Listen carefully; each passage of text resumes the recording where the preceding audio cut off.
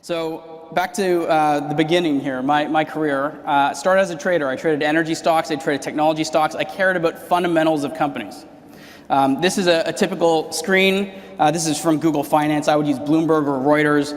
My job was I traded on behalf of mutual funds and hedge funds. I was an institutional trader, and I actually ended up running all of risk trading for Royal Bank of Canada in US equities, which meant that if a mutual fund wanted to buy 1 million shares of Advanced Micro Devices, AMD, I'd pull up a quote, I'd look on the offer, and I'd see that there's 115,000 shares offered at $2.91.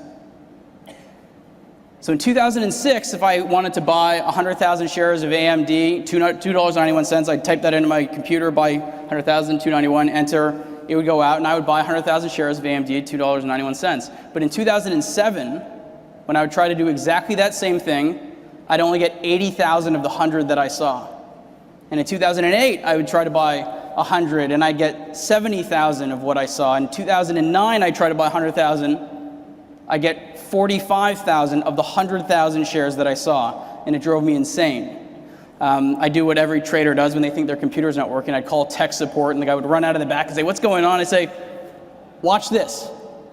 I see 50,000 shares at $2.93. I'm going to try to buy that. I will only get a fraction of what you and I see on the screen." And I try to do it, and I get 15,000 shares. And I say, "What do you think is happening?" And he says, "Well, I think that there's more people that want to buy AMD, and it's not just you," meaning that you're part of a market that's moving very quickly and many people want to trade. And I said, "Okay, well, I'll prove you wrong." I say, I'm going to try to buy 45,000 shares at $2.95, but I'm not going to press this button for 5 seconds. And if while I'm counting the stocks trading, you're right, other people want to buy AMD. I said, but nothing's going to happen until I press this button. So I'd count to 5 or 7 or whatever. I could change it, it doesn't matter. And then I'd hit the button, and that's when the stock would move. That's when the offers would disappear. And I'd say to them, I said, I'm the event. This is not a random occurrence. The only reason people want to buy AMD is because I want to buy it. I had no idea why this was happening. It went on for 2 years. Right? Michael Lewis, I think some people, if they haven't read the book, kind of would view me as a disruptor, and that's like the opposite of what I am. I spent my entire life getting along with people. This is not, in a million years, I never thought I'd be in the position I'm in right now. This went on for 2 years. Myself, my traders, we just dealt with it. It became common knowledge that if I saw 500,000 shares of a stock on the offer, that I would only get a fraction of what I actually saw. I got really lucky. In 2009, RBC offered me an opportunity to run what's called electronic sales and trading. And what that meant, in a nutshell, is I went from managing a group of people, human traders, to computer programmers and network engineers that were building algorithms that our traders would use. So I went from managing traders to managing people who built programs and algorithms for those traders. I actually didn't want the job. So my first answer to them offering me this job was actually no. And it's funny because life is a lot about decisions and a lot about luck. And for some reason, my boss kept persisting. I think you should really take a look at this job. I didn't want to do it. Actually, funny story is that we had bought a company, terrible company. We bought it in 2007. They were supplying the technology that we were using, and I actually thought they were partially responsible for the fact that I couldn't trade. We buy this company, it's a pile of garbage, and I can't trade.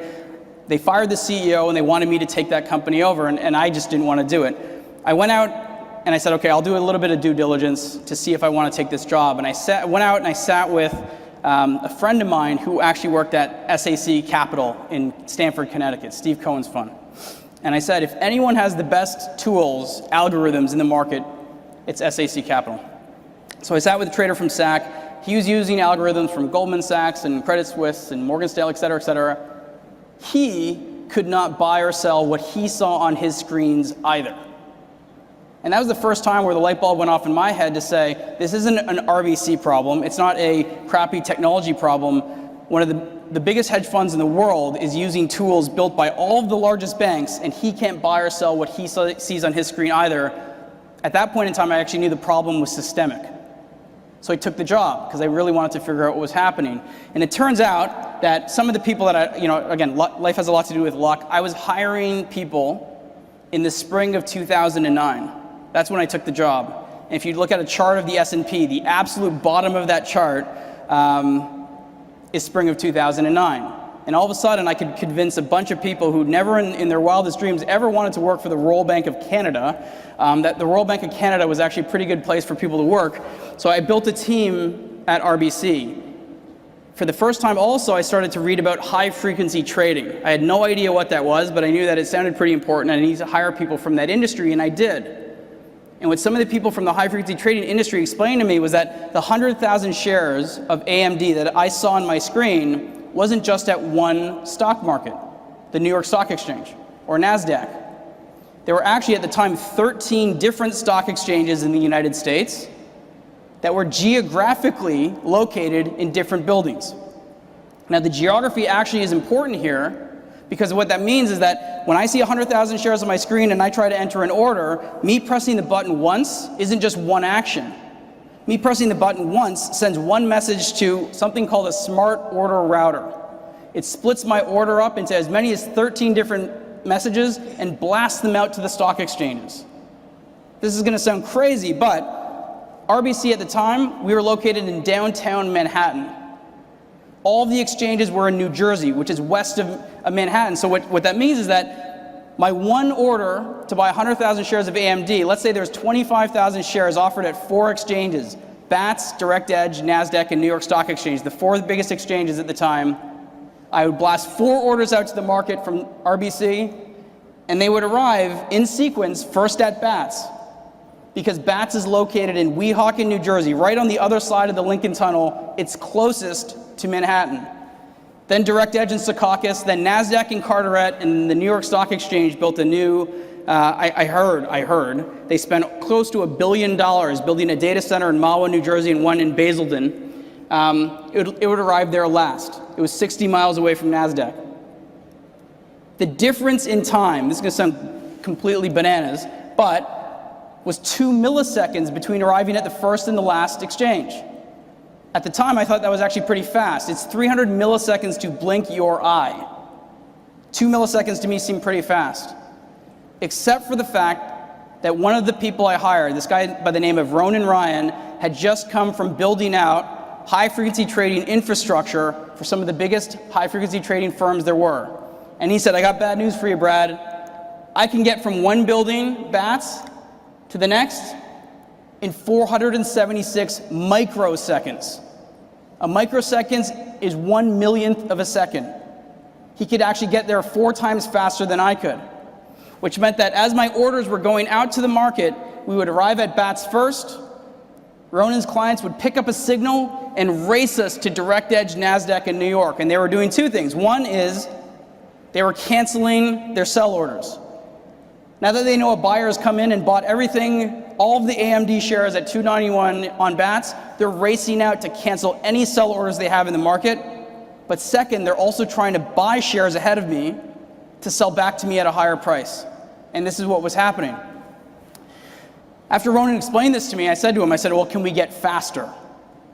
And he said, well, we're the Royal Bank of Canada. We will never be faster than anybody, right? So getting faster was not a solution. There were things that his clients were doing that we would never do. A funny story is that also proximity, where you're located in the data center. So now that I've paid to be in the data center, where you are in the data center matters. And he said that next to one of the big stock exchanges, Toys R Us actually owned a cabinet next to one of the big stock exchanges by accident. They were there. They were probably running their website or something like that from there. And he said he was working on behalf of clients trying to pay Toys R Us insane amounts of money, and they finally gave in. They finally sold their space, and they wanted to leave Toys R Us as the identifier on the cage because they didn't want anyone to know who was in the cage. Proximity matters, and they spent a ton of money on that. He said we cannot be faster than them. But the one thing we could do was get slower.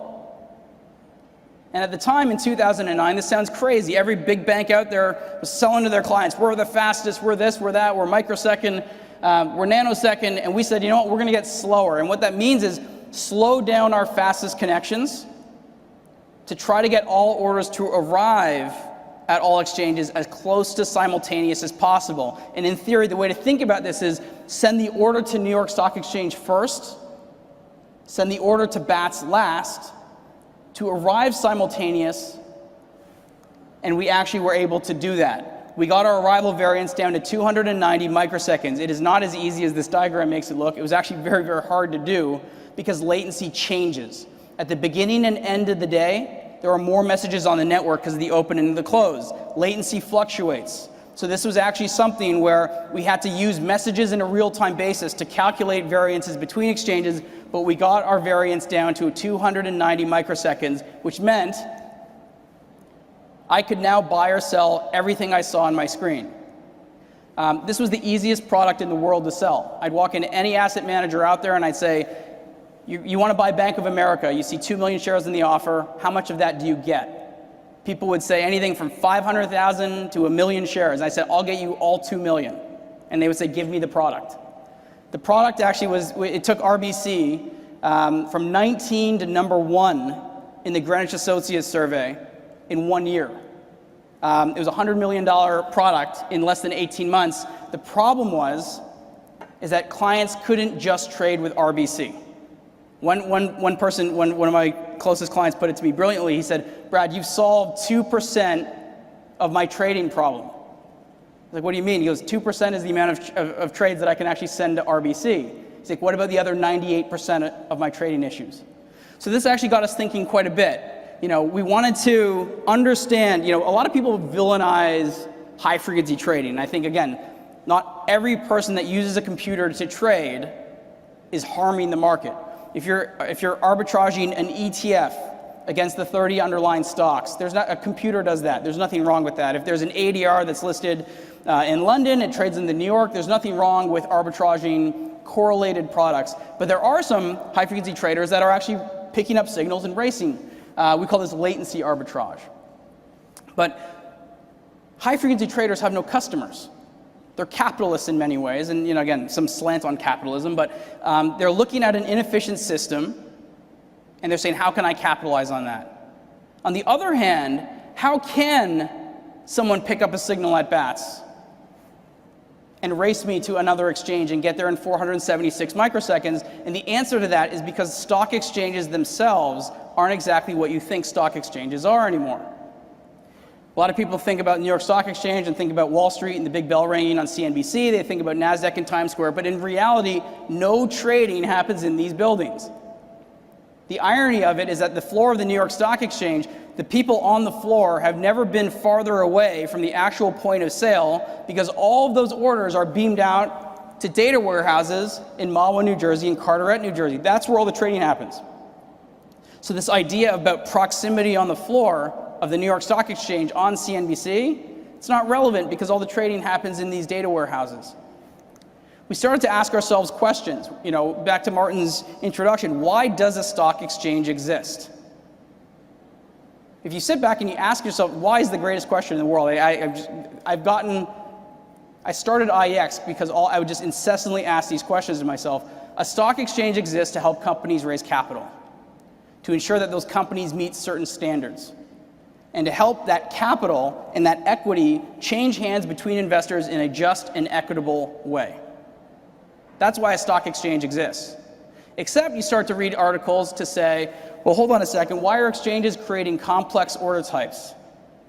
2009, the way I learned about high-frequency trading is a stock exchange called Direct Edge built something called a flash order, which would give people a preview of an order before sending it on to another stock exchange, essentially a free look. Exchanges collectively in the United States pay $3 billion plus in what are called rebates. This is like figuring out that the electricity company pays you to turn your lights on. It was something that just completely baffled me when I learned it, but they're paying people billions of dollars to trade, which means they don't actually make money from trading anymore, which is why they open data centers, to sell people access, to sell people technology, to sell people cabling. They've even gone as far to put microwave towers on the roof of the exchanges to beam orders back and forth faster. Because all of this really adds up to the 476 microseconds that Ronan needed to beat me.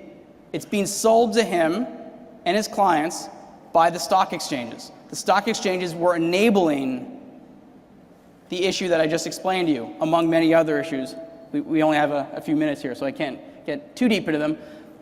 A stock exchange exists to help companies raise capital, to help investors allocate that capital. They do not exist to sell this stuff. But why do they do it? So first of all, they sell fast data, right? If you want to learn about the changing of a price faster than someone else, you have to pay for it. If you think about it theoretically, though, there isn't anything technically wrong with someone getting data before someone else, because there's no way to ensure that everyone gets it at the same time. If I broadcast a signal from this stage, everyone in this room will get it first. Maybe someone in the front row will actually get it technically before someone in the back. Definitely before someone in New York will get it or someone in San Francisco will get it. There's no way to ensure everyone gets data at exactly the same time. The problem is, the person with advanced information, how do they monetize the information? They monetize it by trading it against someone who doesn't yet have it. That's why, insider trading. I'm a lawyer, I work on a deal, I find out that company XYZ is going to get bought out. There's nothing illegal about me possessing that information. There is something wrong with me running out into the market before it's announced and buying up stock of XYZ. That's a problem. And here what you have is you have people, because you can't ensure everyone gets information at the same time, some people know something before someone else. Why do people pay hundreds of millions of dollars for the technology to be right next to stock exchanges? Because it gives them the ability to trade hundreds of times, thousands of times, before that same piece of information makes it to the last person. Let alone the fact that you're processing that many times with your eye and you're thinking about it. I mean, we're talking about microseconds here, right? So they sell technology to allow people to capitalize on the advanced information that they're selling them. And what's really happened is it's led to the rise of what's called high-frequency trading. August 24th, when the market went haywire, high-frequency traders were greater than 50% of the volume. They are every single day. I mean, back in 2012, in the fall of 2012, we had seriously volatile times, and one of the big clearing firms, the head of a clearing firm, said 75% of all of our volume today was high-frequency trading. So when the majority of volume in the markets is traded by people who do not care about fundamentals, what does that fundamentally mean for the stock market? It's a pretty scary thought, right?